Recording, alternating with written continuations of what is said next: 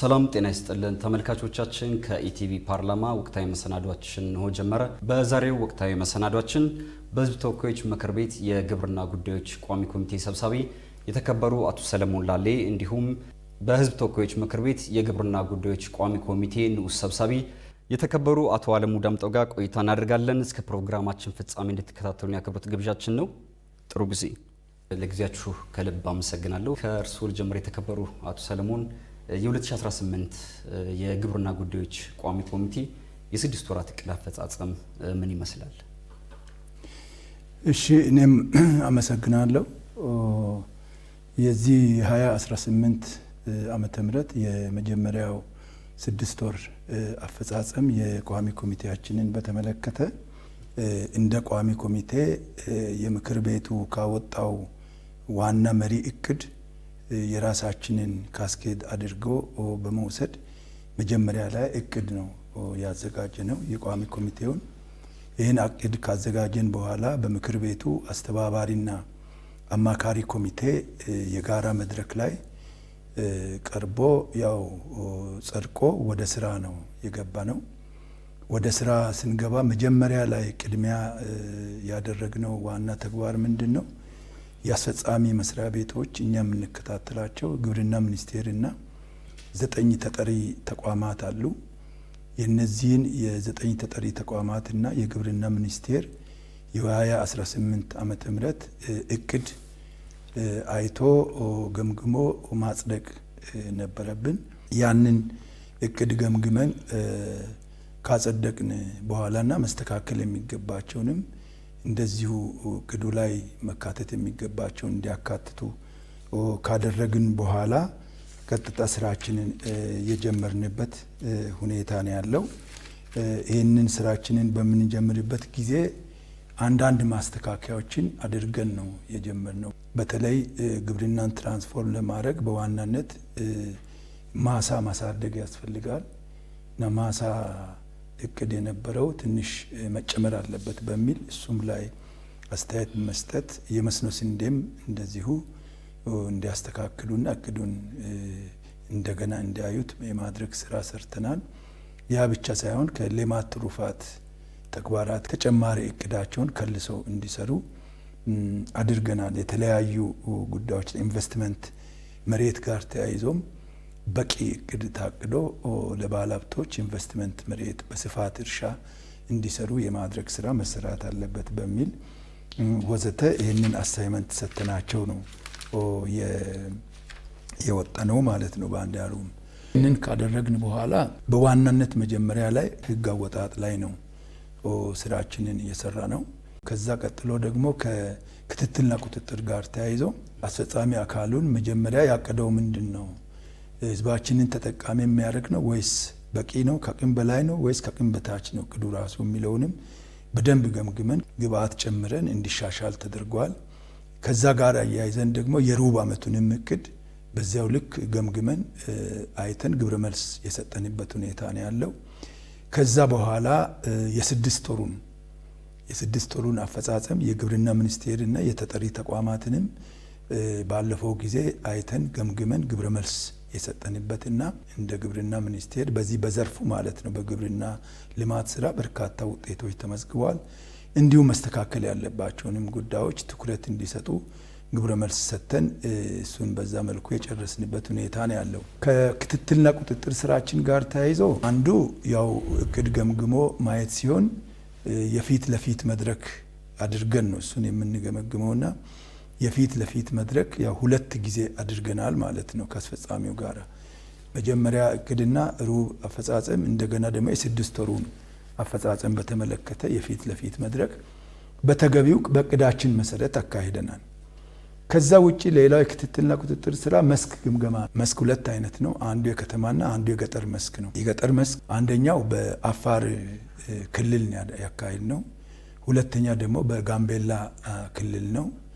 ሶስተኛው የባለ ማለት የግል ባለሀብቱ በግብርናው ዘርፍ የሚያደርገውን አስተዋጽኦ ለማየት በኦሮሚያ ክልል ምዕራብ ጉጂ ዞን ነው ያካሄድ ነው። ሌላው የክትትልና ቁጥጥር ስራችን የሚያቅፈው የከተማ መስክ ነው። ከተማ መስክ ደግሞ በዛው ልክ በምን ደረጃ ላይ ነው ያለው የሚለውንም የከተማ መስክ ስራ ክትትልና ቁጥጥር ያደረግንበት ሁኔታ ነው ያለው። ለቋሚ ኮሚቴው የአቅም ግንባታ ስልጠናዎችን ከሌሎች ባለድርሻ አካላት ጋር በማድረግ ህጎች ላይ ሌሎች አሰራሮች ላይ ጭምር አዳዲስ እውቀት ከመጨበጥም ጋር ተያይዞ ይህን ዘርፍ ለመምራት አቅም የሚጨምሩ ስልጠናዎች የተሰጡበት ሁኔታ ነው ያለው። በህዝብ ውክልና ስራችንም ከ100 በላይ ጥያቄዎች ቀርበዋል በግብርና ዘርፍ ላይ። እነዛን ጥያቄዎች ቀጥታ የመንግስት ተጠሪ ለኛ ነው የሚሰጠውና እኛ እንደ ቋሚ ኮሚቴ እያንዳንዱን ገምግመን ይሄ ተገቢ ነው ወይ፣ ለሚኒስቴሩ መቅረብ ያለበት ነው ወይ፣ ወይንስ የሌሎችን ኃላፊነትና ተግባር ተሳስቶ መጥተዋል የሚለውን በደንብ ገምግመን አጥርተን ለሚኒስቴር መስሪያ ቤቱ እንዲደርስ ያደረግንበት፣ እነሱ ደግሞ በቶሎ በአስቸኳይ ምላሽ እንዲሰጡ ያደረግንበት፣ የሰጡትን ምላሽ ገምግመን አጥርተን መልሱ ልክ ነው ወይስ አይደለም የሚለውን አይተን ለመንግስት ተጠሪ ያስተላለፍንበት። ይሄ ብቻ ሳይሆን ህዝቡ ከታች ያነሳቸውን ጥያቄዎች በፊት ለፊት መድረክ በምንወያይበት ጊዜ ለግብርና ሚኒስቴርም ለተጠሪ ተቋማትም ምላሽ እንዲሰጡ ጥያቄ ከዛ መነሻ እየጠየቅን የህዝቡን ጥያቄ እንዲመልሱ ያደረግንበት ሁኔታ ጭምር ነው ያለውና ይሄም ጭምር ቋሚ ኮሚቴያችን የሰራው ነው። ሌላው የፓርላሜንታሪ ዲፕሎማሲ ስራ ነው። ፓርላሜንታሪ ዲፕሎማሲ በሁለት መልኩ ነው የሚሰራው። አንዱ እዚሁ አገር የአፍሪካም ሆነ ሌሎች አገር እንግዶች መጥተው ከነሱ ጋር ኢትዮጵያን የማስተዋወቅ የግብርና ስራችን የት ደረጃ አለ የሚለውንም እሱንም የማስተዋወቅ ስራዎችን የመስራት ሁኔታና ከነሱም እርስ በርስ ልምድ ሼር የማድረግ ስራ ነውና በሁለት መልኩ ነው የሰራ ነው። አንደኛው የኛ ቋሚ ኮሚቴ የንዑስ አመራሮች እና ኃላፊዎችም ጭምር ምስራቅ አፍሪካ የፓርላማ አባላት ጋራ ተቋቋመ እንትን አለ። በሱ ላይ ተገኝቶ ውይይት የተደረገበት የኢትዮጵያ ግብርና ከምን ደረጃ ላይ እንዳለ ማብራሪያ የተሰጠበት፣ እንግዶቹንም በአግባቡ ዌልካም ብለን የተቀበልንበት፣ የኢትዮጵያን ገጽታ ያሳየንበት ሁኔታ ነበር። ከዛ አልፎ ደግሞ ሌላም ኢኒሼቲቭ ወስደን ኬንያ በመሄድ ኬንያ ላይ በዚህ በምግብ ዋስትና ከማረጋገጥ ጋር ተያይዞ የኢጋድ አባል አገራት ተሰብስበው አንደኛ የአባል አገራቱን የጋራ ደንብ ያጸደቅንበትና አጠቃላይ እያንዳንዱ አገር በግብርና ወይንም የምግብ ዋስትና ለማረጋገጥ ምን እየሰራ ነው የሚለውን ጭምር በጋራ የገመገምንበት ሁኔታ ነው ያለው። መልካም። የተከበሩ አቶ አለሙ ወደ እርሶ ልመለስና እንግዲህ የተከበሩ አቶ ሰለሞንም ቀደም ሲል በርካታ የመስክ ምልከታዎች እንደተካሄዱ የገለጹበት ሁኔታ አለ። በተለይም በዚህ በመስክ ምልከታ ክትትልና ቁጥጥር በሚደረግበት ወቅት የታዩ ግኝቶች እንዲሁም ደግሞ የተሰጡ መፍትሄዎች ምን ይመስላሉ? ቋሚ ኮሚቴያችን በሕግ በተሰጠው ስልጣን መሰረት አስፈጻሚ አካላትን የክትትልና ቁጥጥር ስራዎች ይሰራል። በዚህም የገጠር መስክ፣ የከተማና ድንገተኛ መስኮችን ያከናውናል። ይሄንን የሚያደርገው ለምንድነው? በአስፈጻሚ ተቋም ውስጥ ምን ጥንካሬዎች አሉ የበለጠ ለማስቀጠል፣ ጉድለቶቹ ደግሞ ምንድናቸው፣ እነኛን እንዴት ማረም ይቻላል የሚለውን እዛው ግብረ መልስ እየሰጡ ለመሄድና በየደረጃው ያለው አስፈጻሚ አካል ምላሽ እየሰጠባቸው እንዲሄድ ለማስቻል ዓላማ ያደረገ የመስክ ክትትልና ቁጥጥር ስራ ነው የሚሰራው ማለት ነው። በዚህም እንግዲህ ቋሚ ኮሚቴያችን ክትትልና ቁጥጥር ሲያደርግ ያገኛቸው ግኝቶችን በተመለከተ የመጀመሪያው አንዳንድ አስፈጻሚ ተቋማት በእቅድ የተቀመጡ ተግባራትን በሚፈለገው መጠን ጊዜ በማከናወን ደረጃ ውስንነቶች እንዳሉ ታዝበናል ማለት ነው። አንዱ እሱ ነው። እቅዳቸው ላይ የተቀመጡትን እስከዚህ ድረስ እናከናውናለን ብሎ በእቅድ ያስቀመጧቸውን ግቦች በማከናወን ደረጃ ውስንነቶች አሉበት እንደሆነ መውሰድ ይቻላል። ሁለተኛው በክትትልና ቁጥጥር ወቅት ያየነው ምንድነው? በስፋት በተለይ ታችኛው አካባቢ ወርደን ክትትልና ቁጥጥር ስናደርግ የምርታማነት ልዩነት አለ። የምርትና ምርታማነት ልዩነቱ ከክልል ክልል፣ ከዞን ዞን፣ ከወረዳ ወረዳ ኢቭን ከአርሶ አደር ሰፊ የሆነ ጋፕ አለ። እሱን ማጥበብ እንዴት ይቻላል የሚለውን ነገር እዛው እየተነጋገር ግብረ መልስ እየተሰጠ የሚሄድበት ሁኔታ ነው ያለውና ሁለተኛው ግኝት ከምርትና ምርታማነት ልዩነት ጋር የተያያዘው ጉዳይ ነው። ሞዴል አርሶ አደሮች የደረሱበትን አርሶ አደር የምርታማነት ደረጃ ሌሎች በመድረስ ደረጃ ሰፊ የሆነ ጋፕ አለ ማለት ነው። ሶስተኛው አንዳንድ ፕሮጀክቶች በአስፈጻሚ በተቋማት የሚተገበሩ ፕሮጀክቶችን በተመለከተ በተቀመጠላቸው ጊዜ በተቀመጠላቸው በጀት በማከናወን ደረጃ የመጓተት እንዳለ ታዝበናል። ለምሳሌ የጅግጅጋ ኳራንቲን ማንሳት ይቻላል።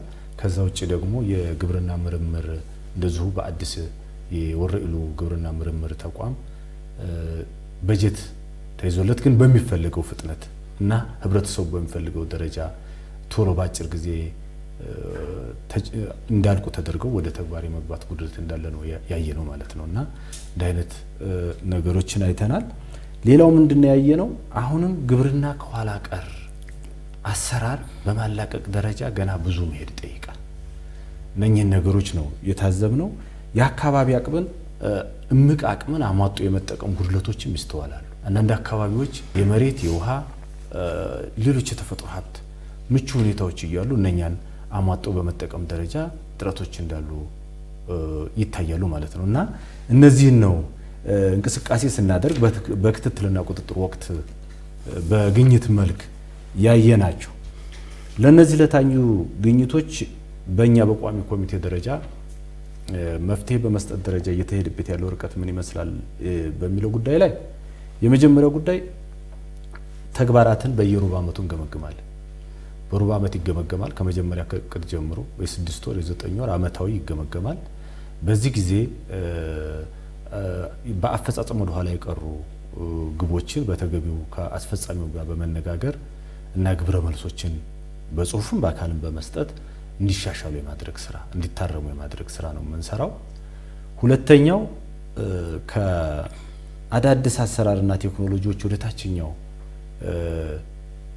የህብረተሰብ ክፍል ወደ አርሶ አደሩ አርብቶ አደሩ በማውረድ የምርትና ምርታማነት መሻሻል እንዲመጣ ስራዎች ይሰራሉ ማለት ነው። በተለይም ተግባር ተኮር የሆነ ስልጠናዎች አስፈጻሚው እንዲሰጥ ክትትል ቁጥጥር የሚደረግበት ሁኔታ አለ። የምርታማነቱን ልዩነት ለማጥበብም በተለይ የግብአት ቴክኖሎጂ ለአርሶ አርብቶ አደሩ እንዲቀርብ በማድረግ እና ይሄንን የምርታማነት በእንስሳትም በሰብልም የሚታዩትን የምርታማነት ልዩነቶችን የማጥበብ ስራዎች የሚሰራበት ሁኔታ ነው ያለው ማለት ነውና እነዚህ ናቸው። በተለይም አሁን የትራክተር ኮምባይነር በእንስሳት ዘርፍም የዝርያ ማሻሻል እንዲሰራ የማድረግ ስራ ነው የሚሰራው። የተጓተቱ ፕሮጀክቶችን በተገቢው በመገምገም አስፈጻሚው ጋር በመነጋገር እና በጀት ተገቢው በጀት እንዲያዝላቸው በማድረግ በተቀመጠላቸው ጊዜ ሰሌዳ እንኳን መከናወን ባይቻል እነኛ እርምት እየተደረገባቸው ተገቢው በጀት እየተያዘላቸው ለህብረተሰቡ ወደ ግልጋሎት እንዲገቡ የማድረግ ስራ ነው እየተሰራ ያለው። ታችኛው መዋቅር ጋር የሚነሳውን በተለይ የግብአት አቅርቦት ችግር ለምሳሌ የአርቲፊሻል ኢንሲሚኔሽን፣ ሌሎች የፈሳሽ ናይትሮጂን፣ የዶሮ ማስፈልፈያ ማሽኖች፣ ሌሎች ይነሳሉና እነኛን ነገሮች አቅም በፈቀደ የመንግስት አቅም በፈቀደ መልኩ የአካባቢ ፖቴንሻልን መሰረት ባደረገ መልኩ እንዲደርሱ በማድረግ ስራዎች እየተሰሩ ያሉበት ሁኔታ ነው ያለው። ግብርናን ከኋላ ቀር አሰራር ለማላቀቅም በርካታ ትራክተሮች፣ ኮምባይነሮች፣ የውሃ ፓምፖች ወደ አርሶ አደሩ እንዲሰራጭ ማድረግ ለዚህም መንግስት ከቀረጽ ነፃ በማድረግ የግብርና ምርቶችን ወደ አርሶ አደሩ በተመጣጣኝ ዋጋ እንዲደርስ ለማድረግ ሰፊ ኮሚትመንት ወስዷል። ያንን መሰረት በማድረግ ስራዎች እንዲሰሩ ክትትልና ቁጥጥር እየሰራን ያለ ነው። የግብርናውን ዘርፍ አንገብጋቢ ችግሮች ለመፍታት ይረዳል ተብሎ የጸደቁ ህጎች አሉ። እነዚህ ህጎች ተግባራዊነታቸውና ውጤታማነታቸው ምን ይመስላል? ግብርና ጉዳዮች ቋሚ ኮሚቴ በተከበረው ምክር ቤት የተመራልን 7 አዋጆች ነው አጠቃላይ ማለት ነው። እስካሁን በ4 ዓመት ተኩል ውስጥ መጀመሪያ ላይ የተመራልን አንዱ የኮንትራት ፋርሚንግ አዋጅ ነው። ኮንትራት ፋርሚንግ አዋጅ ማለት የግብርና ምርት ውል አዋጅ ነው የመጀመሪያው። ከዛ በኋላ ማለት የዘር አዋጅ ነው የተመራልን። ከዛ በኋላ የገጠር መሬት አስተዳደርና አጠቃቀም አዋጅ ነው። ከዛ ውጪ የእንስሳት ጤናና ደህንነት አዋጅ ሲሆን ሌሎቹ ቅድም አንስቻቸዋለሁ። 3ቱን ጠቅላላ 7 ነው እና እነዚህ አዋጆች መጀመሪያ አዋጆች መሬት ላይ ስራ ላይ የሚውሉ ከሆነ ደንብ መውጣት አለበት። ደንብና መመሪያ መውጣት አለ። የመጀመሪያው አዋጅ ቅድም እንዳነሳውልህ የግብርና ምርት ውል ወይንም የኮንትራት ፋርሚንግ አዋጅ ደንብ ወጥቶለት መመሪያ ወጥቶለት ቀጥታ ወደ ስራ የተገባና ቀደም ሲል የነበሩ ችግሮች ሁሉ የተሻሻለበት ሁኔታ ነው ያለው በዚህ አዋጅ ስራ ላይ ውሎ ማለት ነው። ለአብነት ማንሳት ይቻላል። አንዱ ማነቆ ከዚህ በፊት ይሄ አዋጅ ከመውጣቱ በፊት መሬት ያላቸው አርሶ አደሮች መስራት ሳይችሉ ሲቀሩ ማለት ነው የግብአት ማቅረብ፣ የቴክኖሎጂ አቅም ችግር፣ የገንዘብ አቅም ችግር ሲኖራቸው ለሌሎች በኮንትራት መስጠት አይችሉም ነበር እና ይሄ አዋጅ ከወጣ በኋላ አንደኛ በኮንትራት መስጠት ችለዋል መሬታቸውን። ቴክኖሎጂ ሌሎች ባለሀብቶች አቅርበው የጋራ ኮንትራት ሰጥተው መጠቀም ችለዋል። ያ ብቻ አይደለም፣ ባለሀብቶች ጭምር ካረሱ ምርታቸውን የሚወስድ ሰው የለም። በኋላ ምርታቸውም ይረክስና ለቀጣይ ለማረስ ምርት ለመጨመር ይቸገሩ ነበረ እና ይሄንን እየፈታ ነው። ለአብነት ባነሳ ጂማ ላይ በአኩሪ አተር ከዚህ በፊት በአኩሪ አተርና በሱፍ ላይ ተያይዞ ችግሮች የነበሩ አሁን በዚህ አዋጅ የተነሳ ተፈታ። አማራ ክልልም እንደዛ አኩሪ አተር አርሶ አደሮቻችን ፊት አምርተው ተወሳጅ ያጡበት ሁኔታ ነበረና አሁን ግን ኮንትራት ፋርሚንጉ ስራ ላይ ከዋለ አዋጁ ስራ ላይ ከዋለ በኋላ ውል በመግባት የሚረከበውም በውሉ መሰረት እንዲረከብ ያደረጉበት ሁኔታና በርካታ ቦታ ላይ ነው ከደቡብ ኢትዮጵያ፣ ማዕከላዊ ኢትዮጵያ ላይ ከካዛፋ የስራ ስር ሰብል ጋር ተያይዞ በአፋር ሱፍና አኩሪ አተር፣ ኦሮሚያ ላይ የቢራ ገብስ፣ ሲዳማና ኦሮሚያ አቡካዶ ምርት ጋር ተያይዞ ምርጥ ዘር ጋር ተያይዞ በቤንሻንጉል ክልል የውጭ ካምፓኒዎች ጭምር ገብተው ይሄን አዋጅ መሰረት በማድረግ ከፍተኛ የግብርና ምርቶችን ማምረት የተቻለበት እና ገበያም ላይ ዋጋ ያወጣበት ገዢ የተገኘበት በውሉ መሰረት ትስስር የተፈጠረበት ሁኔታ ነው ያለው። ሁለተኛው ምን ውጤት መጣ ወይም ምን ደረጃ አለ ለሚለው የእጽዋት ዘር አዋጁም የዘር አዋጅ ከዚህ በፊት የዘር አቅርቦት ላይ ችግር ነበረብን እንደ ሀገር። ዘር ከሌለ ግብርና አይታሰብም። ስለዚህ ለዚህ ደግሞ አንደኛው የግል ባለሀብቶች ዘር ብዜት ላይ እንዲሰሩ አንዱ ፍቃድ የሰጠ አዋጅ ነው። ስለዚህ በርካታ ክልሎች ላይ በሀገራችን የግል ባለሀብቶች የውጭም ጭምር ባለሀብቶች የሀገር ውስጥም ባለሀብቶች በዘር ብዜት ላይ እንዲሳተፉ ይሄ አዋጅ ፈቅዷል።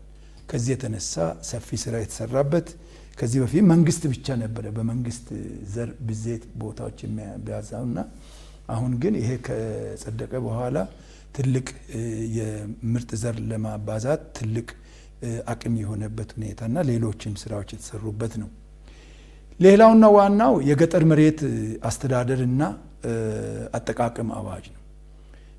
የገጠር መሬት አስተዳደርና አጠቃቀም አዋጅ እንደዚሁ ትልቅ ለውጥ ያመጣ አዋጅ ነው። ከታወጀ በኋላ ክልሎች ያው እንደሚታወቀው በህገ መንግስታችን መሬት የሚያስተዳድሩ ክልሎች ናቸው ህገ መንግስቱ የሰጣቸው። ከዚህ ከአገራዊው አዋጅ መነሻ ወስደው የየራሳቸውን አዋጅ ያወጡበት ሁኔታ ነው ያለው፣ ያጸደቁበት ሁኔታ ነው የተወሰኑት። ለምሳሌ ብንወስድ አማራ፣ ኦሮሚያ፣ ማዕከላዊ ኢትዮጵያ፣ ደቡብ ምዕራብ ኢትዮጵያና ድሬዳዋ የየራሳቸውን አዋጅ አጽድቀዋል። አጽድቆ ኦልሬዲ ወደ ስራ ገብቷል። ሌሎችም እንደዚሁ ትግራይ፣ ደቡብ ኢትዮጵያና ሲዳማ፣ ሀረሪ በረቂቅ ደረጃ አዘጋጅተው ነው ያሉት። በዚህ ሰዓት ረቂቅ አዘጋጅተው ለማጽደቅ ሂደት ላይ ነው ያሉትና ከዛ በኋላ ራሱ በተለይ መመሪያዎችን ጎን ለጎን በማውጣት ብዙ ችግሮች የተፈቱበት መሬት ላይ አሁን አዋጁ ስራ ላይ የዋለበት ሁኔታ ነው ያለው። ለአብነት ማንሳት ይቻላል። አማራ ክልል ላይ ከዚህ በፊት የመንግስት ሰራተኞች በመሬት አርሰው መጠቀም አይችሉም ነበር። መሬት አሁንም ቢሆን ለአራሹ ነው መንግስት የሚሰጠው መሬት፣ ግን በስጦታና በውርስ የሚያገኟቸውን መሬቶች ከዚህ በፊት መጠቀም አይችሉም፣ መንግስት ሰራተኛ አይችልም ተብሎ። ይሄ አዋጅ ግን ይህን ችግር ፈታ። ስለፈታ አማራ ክልልም ሌሎች ክልሎች የመንግስት ሰራተኞች ባላቸው በውርስ ባገኙት በስጦታ ባገኙት መሬት ላይ አሁን ምርትና ምርታማነትን ለመጨመር ቀጥታ የተማሩም ስለሆኑ ዘመናዊ ቴክኖሎጂ ተጠቅመው ወደ ስራ የገቡበትና ምርታማነትን ለመጨመር ትልቅ አስተዋጽኦ ያደረገበት ሁኔታ ነው ያለው ይሄ አዋጅ። ሁለተኛው ምንድነው? እንደዚሁ ሴቶች ቀጥታ የንብረት ባለቤት አይሆኑም ነበረ። ቀደም ሲል እኩል የመብት ተጠቃሚ አይሆኑም፣ ጫና ነበረባቸውና ይህንን ሴቶች የመሬት ይዞታ ባለቤት እንዲሆኑ ሙሉ ስልጣን የሰጠ ነው አዋጅ። ከዚህ የተነሳ የሴቶች መብት የተጠበቀበት እና ከዚህ በፊት ይገፉ የነበረበት ሁሉ በህግ ስልጣን ስለተሰጠ መብታቸው ስለተከበረ ተጠቃሚ መሆን የጀመሩበት ሁኔታ ነው ያለው። ለአብነት ነው ያነሳ ያሉት። ይሄ ብቻ አይደለም። ዋናው የዚህ አዋጅ ተልእኮ ሌላ ምን ነበረ? ምርታማነትን ለማሳደግ አርሶ አደሮቻችን ባላቸው መሬት ላይ ምርት ለማሳደግ የገንዘብ እጥረት ይገጥማቸው ነበር። ይህንን የገንዘብ እጥረት ያላቸውን የይዞታ የመጠቀም መብት በባንክ አስይዞ ገንዘብ ተበድሮ አስፈላጊውን የአፈር ማዳበሪያ ሆነ ሌሎች ግብአቶችን በመግዛት ምርታማነትን ማሳደግ እንደሚችሉ በአዋጁ ላይ ተደንግጓል። ከዚህ የተነሳ እነዚህ የአገራችን አርሶ አደሮች አሁን አነስተኛ ላይም የተሰማሩ ጭምር መበደር እንዲችሉ ባንክ ያመቻቸበትና ይሄም ችግር እየተፈታ ያለበት ሁኔታ ነው ያለውና እጅግ በጣም ጠቃሚ አዋጅ ሆኖ ግብርናን ለማሳለጥ ትልቅ እርዳታ ያደረገ መሆኑን ለማንሳት ነው። አራተኛው የእንስሳት ጤናና ደህንነት አዋጅ ነው። የእንስሳት ጤናና ደህንነት አዋጅ እንደዚሁ መመሪያዎች ተዘጋጅተው ደንቡ አልጸደቀም እንጂ በመመሪያ የሚፈቱ ጉዳዮች መመሪያ ተዘጋጅቶ ስታንዳርድ ተዘጋጅቶላቸው፣ ስታንዳርድ ስል ከዚህ በፊት የስጋ ለምሳሌ ኤክስፖርት ስናደርግ ስታንዳርድ የለውም።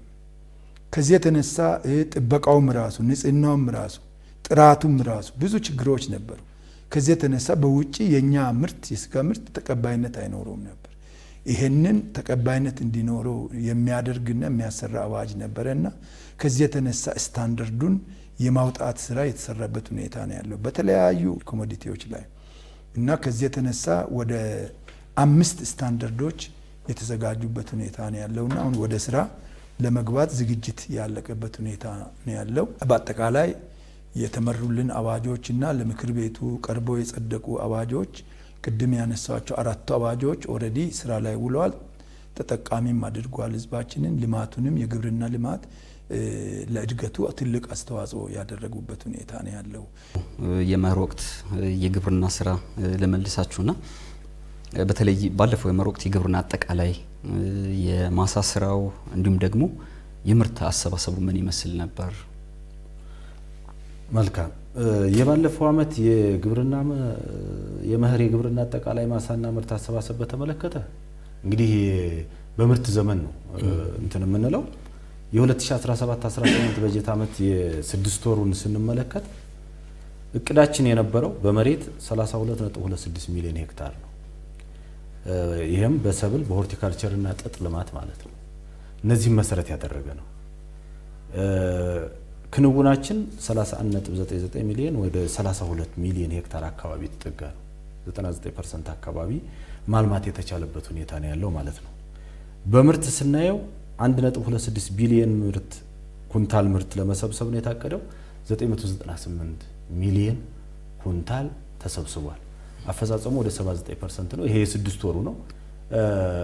ያው እዚህ ላይ ምንድነው ወደ 79% እንትን ያለው ያልተሰበሰቡ ሰብሎች ስላሉ ሲጠናቀቅ ከዚህ በላይና የተሻለ ምርት የሚገኝበት አመት እንደሆነ ነው ያየ ነው። ይሄ ተግባር ደግሞ በሶስቱም የምርት ወቅት የተከናወነ ነው። ከባለፈው ዓመት ተመሳሳይ ወቅት ጋር ስናነጻጽረው ይሄንን የመጀመሪያው በመሬት የ1.13 ሚሊዮን ሄክታር ልዩነት አለው። የ4% ጭማሪ ያለው ማለት ነው በመሬት።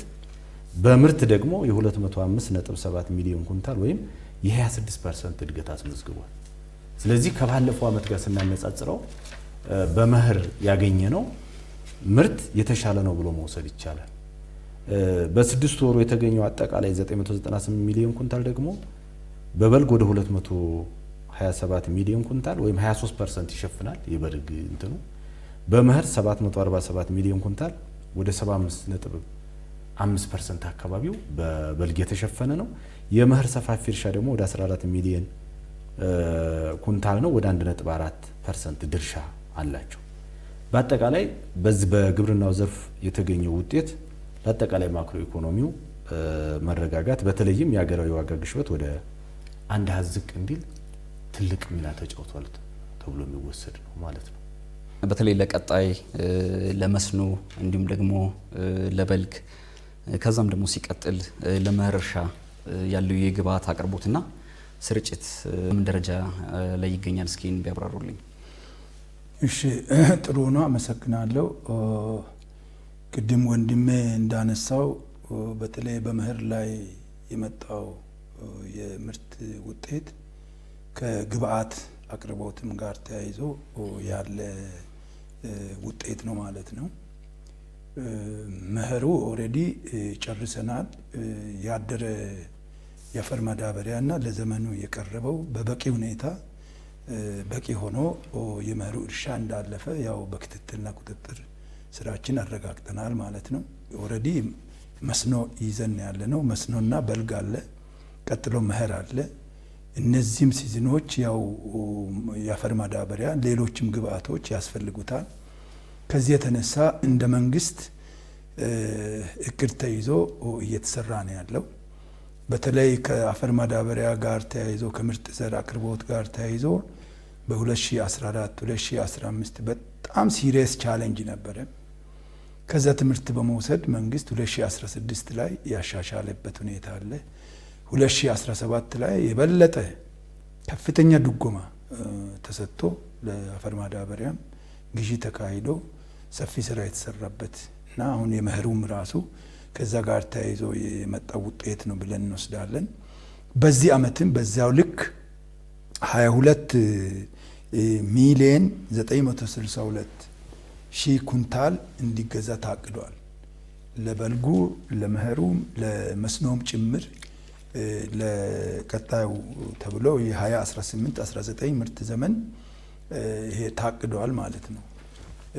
መንግስት 1.2 ቢሊዮን የአሜሪካን ዶላር መድቦ ማለት ነው።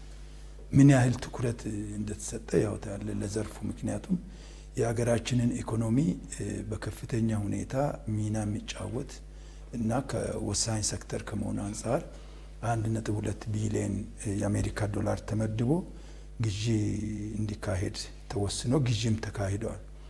ግዢ የተካሄደው እስካሁን ድረስ ወደ 14 ሚሊዮን 435 ሺህ ኩንታል ኦልሬዲ ግዢ ተፈጽሟል። ለበልግ ለመስኖና ለመኸር የሚሆን የአፈር ማዳበሪያ ወደ ክልሎች በብዙ ቁጥር ደርሷል ማለት ነው።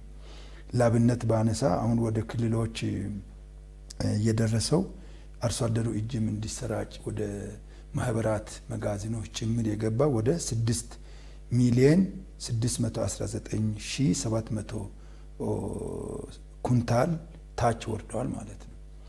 ከዛ ውጭ አሁንም መንገድ ላይ ያለ መንገድ ላይ እየተጓጓዘ ያለ አለ ማለት ነው። ያውም ወደ 2.3 ሚሊዮን ኩንታል ዳፕና ዩሪያ በዚህ የካቲት መጨረሻ ድረስ እየመጣ ያለ መርከብ ላይ ነው ያለው ማለት ነው። ይሄም ሲመጣ ቀደም ሲልም ወደ አርሶ አደሩ ወደ ወረዳዎች ማህበራት የደረሰ አለ፣ ወደ ክልሎች ደርሶ አልፎ እና ይሄ ጭምር አሁን ሰፊ የበልግና የመስኖን ስራ መስራት የሚችል ነው። ሌላም የቀረ ደግሞ ለመኸሩም የሚሆን ግዢ እየተፈጸመ ነው ያለው። ከዚህ የተነሳ በዚህ ዓመት ምንም ከአፈር ማዳበሪያ ጋር ተያይዞ ስጋት እንደሌለ እኛ ገምግመናል።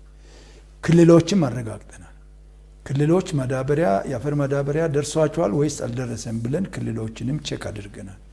በዚህ መሰረት ለአብነት ባነሳ አሁን ሲዳማ ክልል፣ አማራ ክልል፣ ኦሮሚያ ክልል ወዘተ እንደደረሳቸው ክልሎች ነግረውናል ማለት ነው። ትንሽ ያልደረሳቸው የዚህ ዓመት ለደቡብ ኢትዮጵያና ለማዕከላዊ ኢትዮጵያ ነው የአፈር ማዳበሪያ የዚህ ዓመቱ ያልደረሳቸው። እሱም የሆነ የሚፈታ ችግር አለ።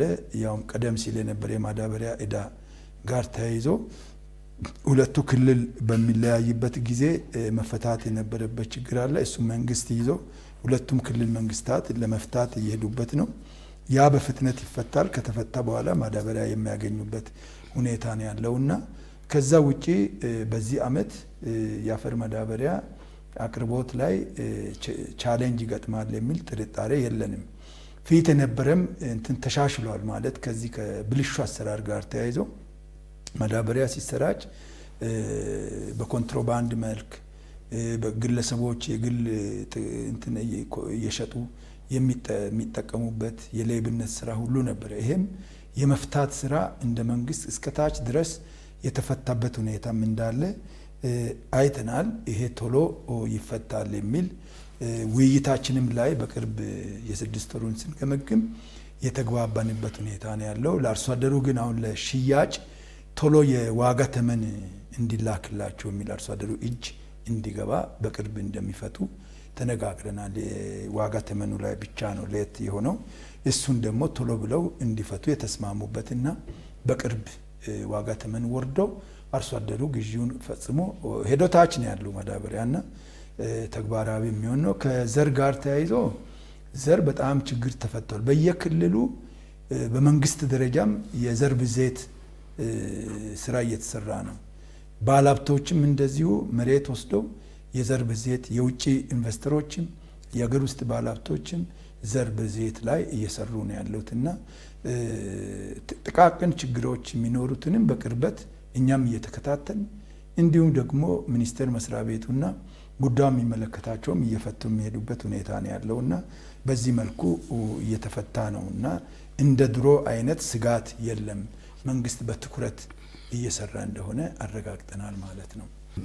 ከበጋ ስንዴ ጋር ተያይዞ ባለፉት ዓመታት በርካታ ስኬታማ ስራዎችን የተመለከትንበት ሁኔታ አለና በተለይ በዘንድሮ ዓመት የበጋ ስንዴ ልማቱ ስራ ምን ይመስላል? አሁናዊ ሁኔታውን ጠቅልል አድርገው ቢገልጹልኝ። እሺ፣ አመሰግናለሁ። የበጋ መስኖ ስንዴ በሀገራችን ያው አዲስ ኢኒሼቲቭ ነው። ይሄ ኢኒሼቲቭ የክቡር ጠቅላይ ሚኒስትራችን ኢኒሼቲቭ ነው። የዚህ ኢኒሼቲቭ መነሻው ምንድን ነው? በዝናብ ጥገኝነት ላይ አገራችን በየጊዜው በመኸርና በበልግ ዝናብ ብቻ ሲመጣና በመኸርም ዝናብ ሲገኝ ብቻ ስንዴም ሆነ ሌሎች አዝርዕቶችን እየዘሩ ሰብሎችን መውሰድ ዘላቂ እድገት አያመጣም በሚል ይሄ ብቻ አይደለም። ኢትዮጵያ በዓለም የምትታወቀው በተረጂነት ነው፣ ተመጽዋችነት ነው እና ይሄንን መስበር አለብን በሚል ይሄን ያክል ማሳ ይሄን ያክል መሬት ይዘን ኢትዮጵያ ትልቅ አገር ናት፣ ሰርተን ራሳችንን መቻል ይገባል ተብሎ የተጀመረ ታላቅ ስራ ነው እና ይሄ ስራ አዲስ ኢኒሼቲቭ ነው ቅድም እንዳነሳሁት እና በዚህ በመስኖ ስንዴ ትልቅ ለውጥ ነው የመጣው። 2012 አካባቢ ነው የተጀመረው የዚህ የመስኖ ስንዴ ኢኒሼቲቭ እና በጣም ትንሽ ማሳ ላይ ነበር የተጀመረው። 2014 ላይ ስንመጣ እኛም ምክር ቤት ስራ ስንጀምር 650 ሺህ ሄክታር ታርሶ ወደ 23 ሚሊዮን ኩንታል ነበር የተመረተው የዚያን ጊዜ ማለት ነው እና ከዛ ያለ ዝናብ በመስኖ ብቻ። ይሄንን ከተደረገ በኋላ በየአመቱ እድገት እያሳየ በ2017 ላይ አምና ትልቅ ሽፍት ነው ያመጣው። ወደ 2.9 ሚሊዮን ሄክታር ነው የታረሰው። ያ ታርሶ በሱ ብቻ 136 ሚሊዮን ኩንታል የደረስንበት ሁኔታ ነው የነበረው እና ይህንን በምናይበት ጊዜ ልዩነቱ ወደ 113 ሚሊዮን ኩንታል በመስኖ ስንዴ ብቻ ማረስ ማግኘት ሃርቨስት አድርገናል ማለት ነው በዚህ አዲስ ኢኒሼቲቭ እና ይሄ ብቻ አይደለም። በዚህ አመት ደግሞ ሲታይ ምርቱ ገና ስላልተሰበሰበ እድገቱ ወደየት መጣ? 3.78 ሚሊዮን ሄክታር አደገው በዚህ አመት 3.78 ሚሊዮን ሄክታር ከ2.9 ማለት ነው ከአምናው። ስለዚህ ትልቅ ዲፓርቸር ነው ያለው፣ ትልቅ እድገት ነው ያለው። ከዚህ የመስኖ ስንዴ መነሻ ሀገራችን በፋኦ የተሸለመችበትና ትልቅ ውጤት የተመዘገበበት ነው። ስንዴ እንግዲህ የራሱ ፖለቲካ ነው። ስንዴ ማለት አንዲት አገር ስንዴ ለማኝ ሆነች ማለት ተመጽዋች ሆነች ማለት ማንነቷን ዝቅ አደረገች ማለት ነው። በመስኖም እስከ ዛሬ ድረስ ወደ 289 ሚሊዮን ኩንታል ደርሰናል ማለት ነው ስንዴ።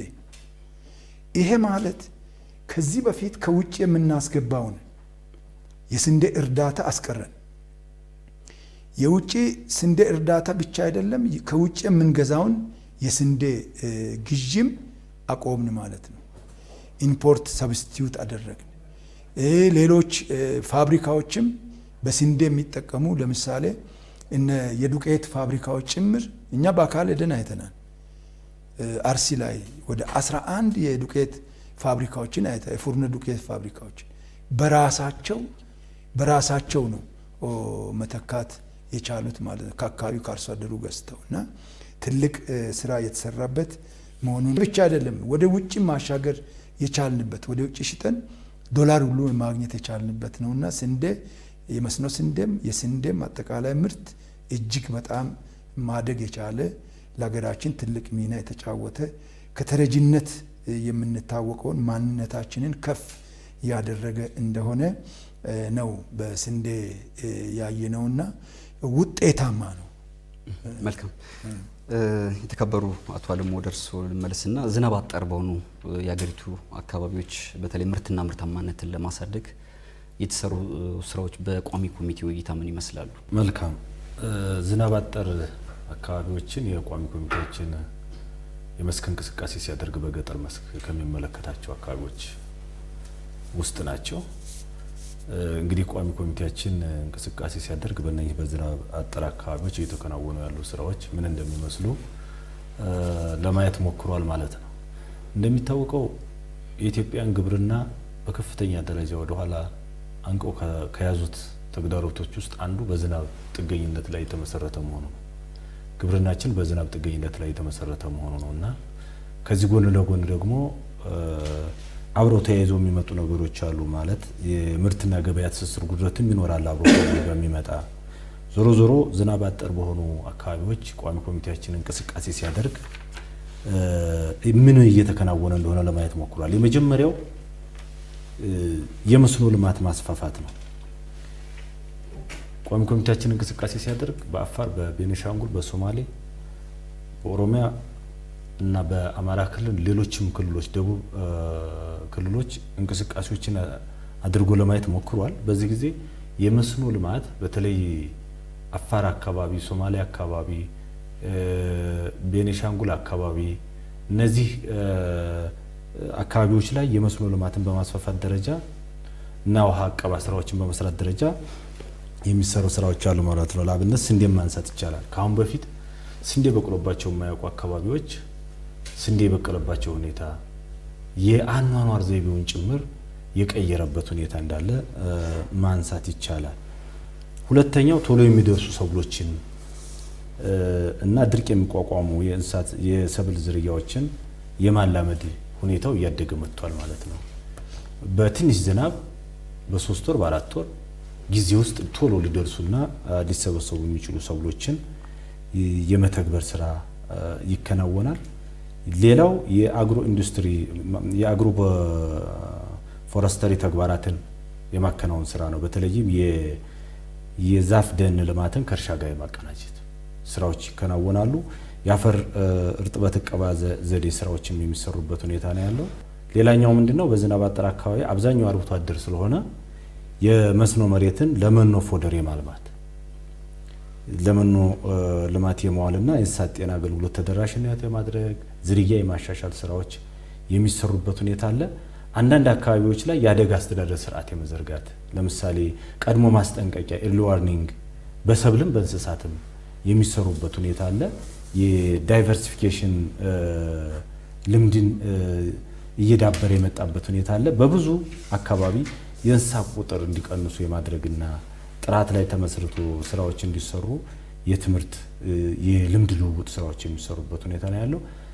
ከዚህ በተጨማሪ ደግሞ ከመንግስት ጎን ለጎን መንግስታዊ ያልሆኑ ድርጅቶች አንዳንድ እንትኖች ሲገኙ እነኛ መንግስታዊ ያልሆኑ ድርጅቶች በልዩ ትኩረት ድጋፍ እንዲያደርጉ ይህን መሰረት ያደረገ ድጋፍ የሚደረግበትም ሁኔታ እንዳለ ያየንበት ሁኔታ ነው ያለው ማለት ነው።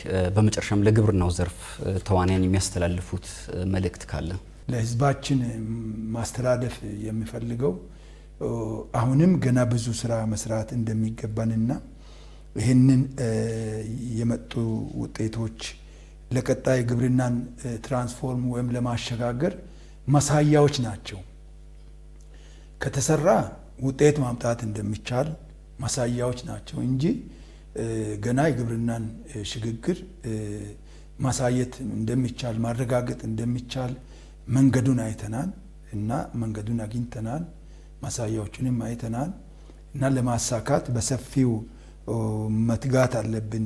ቀጥሎ ሰፊ ስራ እንዳለን ህዝባችን እንዲያውቅና አመራሩም እንዲያውቅ እንዲሁም ደግሞ የግብርና ባለሙያውም አመራሩም እንዲረዳ ሀሳብ መስጠት እፈልጋለሁ። ትኩረት እንድንሰጥ የምፈልገው ነገር አለ። ህዝባችንም አርሶ አደሩም እንዲሁም ደግሞ ባለሙያውም የግብርና ባለሙያ አመራሩም ትኩረት እንዲሰጥ መልእክት ማስተላለፍ የምፈልገው በዘርፉ እንደሚከታተል አመራር ወይም የምክር ቤት የህዝብ ተወካይ ቀጣይ በሀገራችን ሊለማ የሚችል መሬት አለ። ጦሙን ማደር የለበትም። በጣም ሰፊ አካባቢዎችን አይተናል። በሀገራችን ውስጥ ገና ሊለሙ የሚችሉ መሬቶች አሉ በብዙ ክልሎች። ይሄንን አርሶ አደሮቻችንም በግብርና ስራ የተሰማራችሁ ባለሀብቶችም አመራሩም ትርጉም ባለው ሁኔታ መሬት ጦሙን እንዳያድርና በስፋት እንዲታረስ እንድትሰሩ ማሳሰብ ፈልጋለሁ። አመራሩም እንድትመሩ ማሳሰብ ፈልጋለሁ። ይሄ ብቻ አይደለም።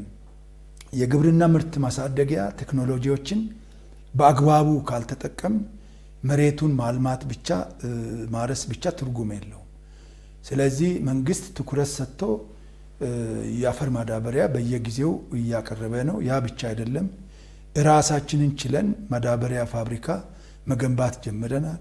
ጋዝ እያወጣን ያለ ነው። ይሄ ትልቅ እመርታ ነው ለሀገራችን። ከዚህ የተነሳ በደንብ መጠቀም ማዳበሪያ ግብአትን በደንብ መጠቀምና ቴክኖሎጂ እያንዳንዱን በአግባቡ መጠቀም ይገባናል የሚለውን አነሳለሁ። ከዛ ውጪ ምርትን ከኋላ ቀር አስተራረስ በመውጣት ምርትን በጥራት ማለቴ በፍጥነት በብዛት እንዲሁም በጥራት ማምረት ይገባል። በአጠቃላይ ሌሎችም የግብርና ስራዎች የኢንዱስትሪ ስራዎች ቀጣይነት እንዲኖራቸው እጅ ለእጅ ተያይዘን ለስራ እንትጋ፣ የሀገራችንን ብልጽግና እናረጋግጥ ለማለት ፈልጋለሁ። ለሀገራችን ህዝቦች ማለት ነው። አመሰግናለሁ። የተከበሩት ሁሉም እስኪ አጥራለሁ። አመሰግናለሁ። እንግዲህ ያው እስካሁን በግብርናው ዘርፍ የተሰሩ ስራዎች የይቻላል መንፈስ እንድናዳብር ያደረጉና የሀገራችንን ተስፋ ያለመለሙ ናቸው። በግብርናው ዘርፍ ያየናቸው ስራዎች እነዚህ ስራዎች ተጠናክረው መቀጠል መቻል አለባቸው። እኔ ለሁሉም የግብርና ተዋናያን የማስተላልፈው መልእክት ምንድነው? የመጀመሪያው ኢትዮጵያ የግብርና ልማት ስራው ገና ያልተነካ ትልቅ ምቅ አቅም ያለው ስለሆነ ይህንን በአግባቡ ተረድቶ የአካባቢ ጸጋን አውቆ አካባቢ ላይ ያሉ ፖቴንሻሎችን ለይቶ አቅዶ በከፍተኛ ኮሚትመንት ወደ ተግባር የሚገባበት ሁኔታ መፈጠር መቻል አለበት። አሁንም ገና ያልታረሰ መሬት አለ ሀገር ላይ ለኢትዮጵያ ህዝብ ከበቂ በላይ የሆነ ግብርናውን ሊመግብ የሚችል ከኛም አልፈን ለሌላ ሊተርፍ የሚችል እምቅ አቅም እንዳለን ቋሚ ኮሚቴያችንም ሲንቀሳቀስ የታዘብነው ሁኔታ ስለሆነ ይህን ተረድቶ መስራት ይጠይቃል የሚል ነው። ሁለተኛው የኢትዮጵያ ግብርና የኑሮ መደላደል ብቻ ሳይሆን አጠቃላይ የሀገር ኢኮኖሚ የኢንዱስትሪ መሰረት የትውልዱም ተስፋ ስለሆነ ይህንን መሰረት አድርጎ መስራት ይጠይቃል። በግብርናው ዘርፍ ያሉ በተለይም አሁን ምርት አምርተናል ብለን እዚህ ጋር የኑሮ ውድነት የሚል ነገር ይመጣል። እዚህ ላይ ዋንኛው ሁሉም ተዋናይ በርብርብ መስራት ያለበት የምርት ሰንሰለቱን ከአምራች ወደ ሸማች የሚደርስበት ሁኔታ ብዙ የተወሳሰቡ ችግሮች ያሉበት ስለሆነ እዛ ላይ ያለውን ሁኔታ መፍታት ይጠይቃል፣ በትብብር መፍታት ይጠይቃል። ይህም ማድረግ ከተቻለ ምርቱና ሸማቹን በቀላሉ በማገናኘት እየተፈጠረ ያለውን የኑሮ ውድነት ማቃለል የሚቻልበት ሁኔታ መፍጠር ይቻላል።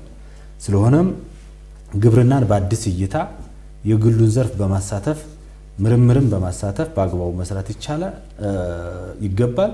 በአጠቃላይ ግብርናን ውጤታማ ለማድረግ መንግስት፣ አርሶ አደሩ፣ የግሉ ዘርፍ ምርምር በጋራና በትብብር መስራት መቻል አለባቸው። ይሄንን ካደረግን አሁን ያስመዘገብነውን ውጤት እንደ መስፈንጠሪያ በመጠቀም ነገ ግብርናው ላይ የተሻለ ስራ መፈጸም ይቻላል የሚል ነገር ነው ያለኝ። አመሰግናለሁ። ተመልካቾች ከኢቲቪ ፓርላማ ለዛሬ ያዝነው መሰናዶ ይሄንን ይመስል ነበር። ስለተከታተላችሁን ከልብ እናመሰግናለን። ጥሩ ጊዜ